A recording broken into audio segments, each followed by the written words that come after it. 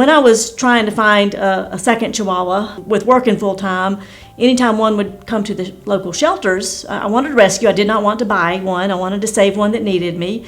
But by the time I would find out about one or have a day off to go to the shelter and look at it, it was either already adopted or already had a bunch of people on the want list for it. So it just made it difficult to find a small dog.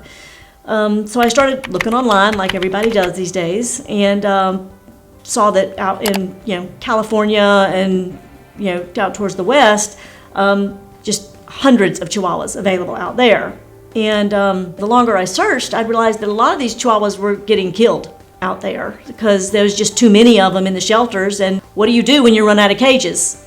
They euthanize if they can't find a home or a rescue group to take them. So I was seeing a lot of these just absolutely adorable dogs that were killed because no fault of their own, but because people failed them. And so then I started realizing that there's a lot of people around here that would love to have a small Chihuahua. And so that's kind of how it started.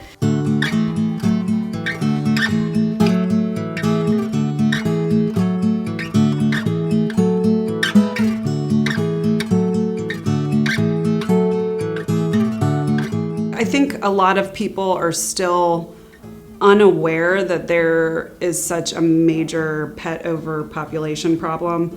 It's finding these animals that aren't loved, that closure again, where they have a family and they feel love. And because the dogs that you rescue have come from really horrible conditions and been mistreated, and all they're looking for is a loving home. You look at these little faces so broken, and then you just see them come to life again. It's so rewarding.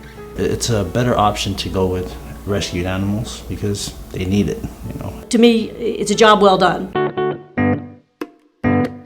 It's almost an interview process. We don't want to just find a home for the dog. We want to find the right home. There's an application that needs to be filled out. We do vet references. We do home checks. We make sure that it's a secure, safe environment for the dogs to go into. I didn't feel like her goal or mission was to conveniently place animals in any home.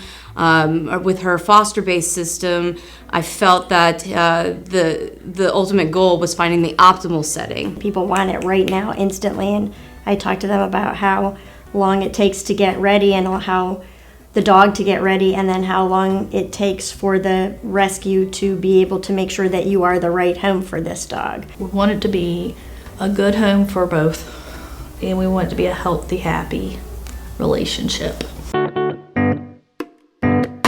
Absolutely. When a dog lives in a home versus a shelter, it has time to properly decompress. It's now in an environment where it has its space.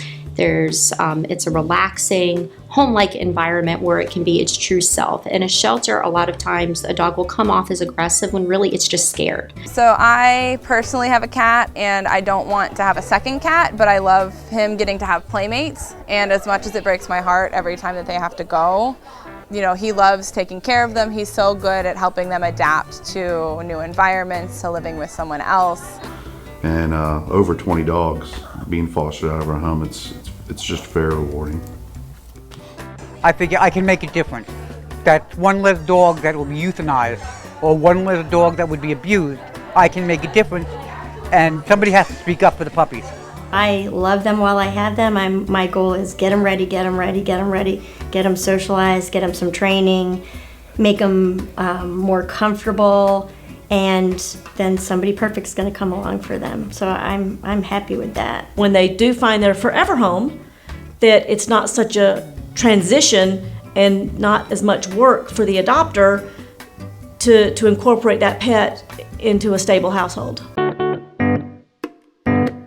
If you can adopt a dog, great. If you can't adopt, foster. If you can't foster, donate time, donate money. The simplest, easiest thing you can do is share our posts on social media.